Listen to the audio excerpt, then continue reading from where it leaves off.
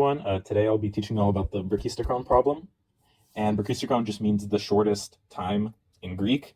And because what it refers to is what's the shortest possible path in terms of time for a ball that is basically rolling from point A to point B by gravity, right? Like, is it a straight line or is it like a really sort of fast down line, but then that kind of makes it longer? But before I get into the problem itself, there's a pretty interesting story around it. So I just wanted to quickly tell that.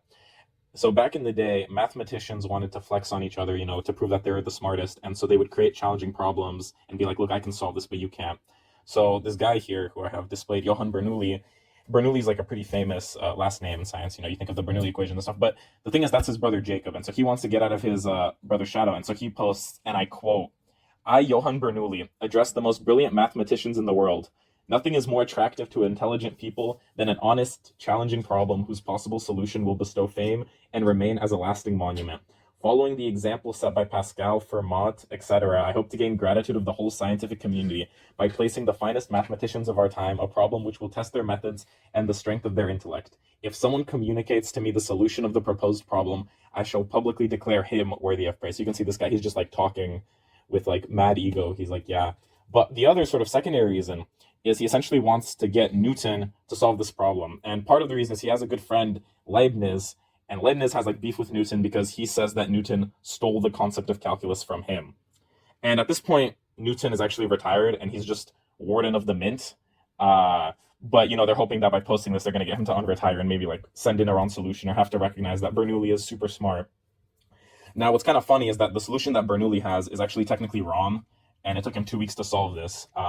And meanwhile, his brother Jacob actually solved this correctly, and so then Bernoulli tries to like take Jacob's solution and be like, no, look, this is mine.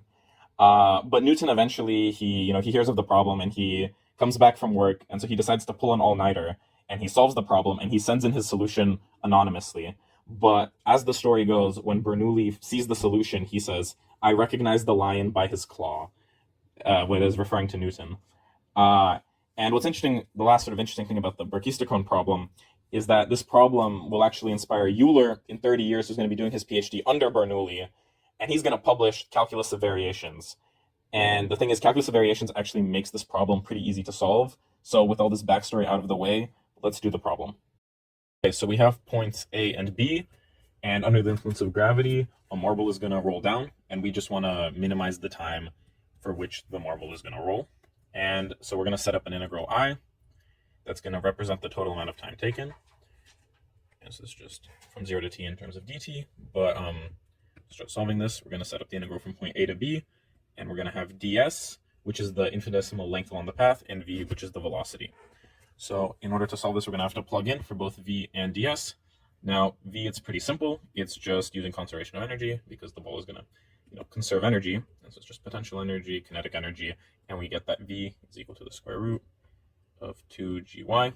Now, ds is a bit more complicated. It's based on the instantaneous Pythagorean theorem, which we don't really have time to get into, which is going to be a pretty common trend when solving this problem. But ds is just equal to 1 plus y prime squared dx. And so now let's plug both of these into our integral. So we're going to get I is equal to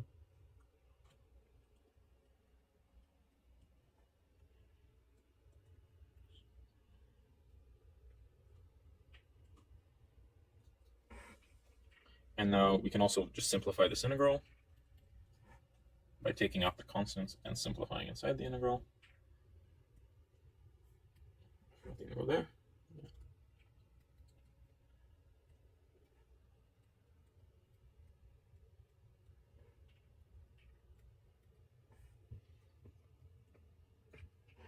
Now the inside of the integral, so the function itself is just f is equal to 1 plus y prime squared over y, which is really just the function in terms of y and y prime. And this lets us use something called the Beltrami identity. And the condition for the Beltrami identity is that there's no x's in the function. And so the Beltrami identity goes as follows. It's that f minus is just all this is just equal to a constant. And let's plug everything in to the Beltrami identity.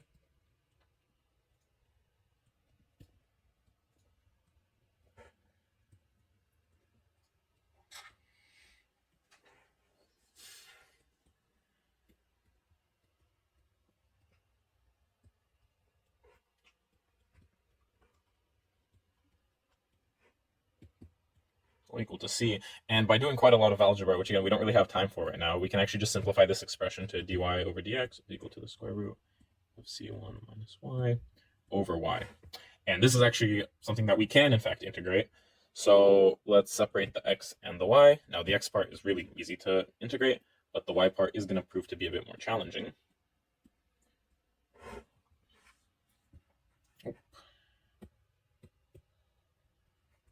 This is actually just y over c1 minus y dy. So the integral.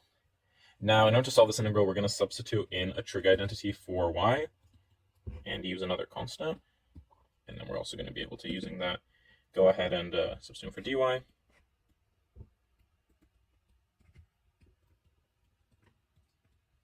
And this is all for theta between 0 and 2 pi. Pi over 2. And by integrating both sides, we can actually, but it's gonna, again, be a pretty long integration that we unfortunately don't have time for. But using trig identities, we can get c1 times theta minus 1/2 sine of 2 theta. And so now that we've solved the integral, we can write out x and y in terms of their constants.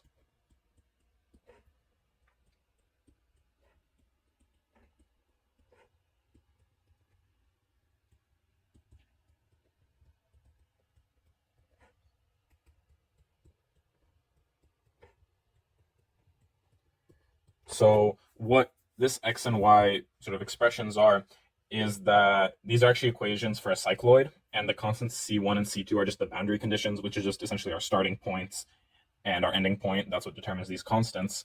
And what a cycloid is it looks something a little bit like this, where it's essentially if you take like a rolling pin and you roll it on a table and you like attach like a sort of point and you track its movements. And so the cycloid is the fastest path. You can see it's right here. It's steep enough to where it gathers speed, but isn't long enough. And so using calculus of variations, we can solve this problem and find out that the cycloid is the answer to the Brachistochrone problem. Thank you for listening.